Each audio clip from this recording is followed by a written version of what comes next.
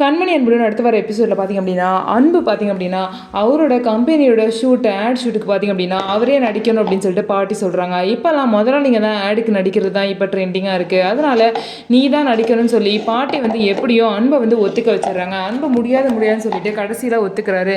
அதுக்கப்புறம் பார்த்தீங்கன்னா யார் கூட நடிக்க போகிற அப்படின்னா வெண்ணிலாவும் அன்பு சேர்ந்து தான் நடிக்க போகிறாங்கன்னு சொல்லிட்டு பாட்டி சொல்லும் போது ஐயோ இவ கூட நடிக்க முடியாதுன்னு சொல்லிட்டு அன்பு வந்து பெண் வாங்குறாரு. ஆனால் பாட்டி பார்த்திங்க அப்படின்னா நான் சொல்கிறது கேட்பியா மாட்டியா, உன் பர்சனல் லைஃப்லாம் இங்கே வந்து பிஸ்னஸை இழுத்துட்டு வராத, நீ வெண்ணிலா கூட தான் நடிக்கணும் அப்படின்னு சொல்லிட்டு பாட்டி சொல்லிடுறாங்க.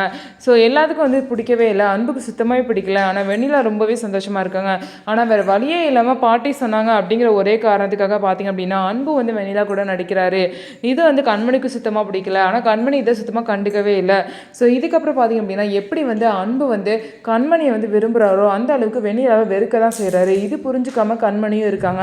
ஸோ எப்படி வந்து அன்பு கண்மணி கூட சேர்ந்து வாழ போகிறாரு, இதுக்கு இடையில வெண்ணிலாவை அவங்க பாட்டி எல்லாத்தையும் சமாளித்து கண்மணி கூட எப்படி சேர போகிறாருன்னு சொல்லிட்டு வெயிட் பண்ணி பார்க்கலாம்.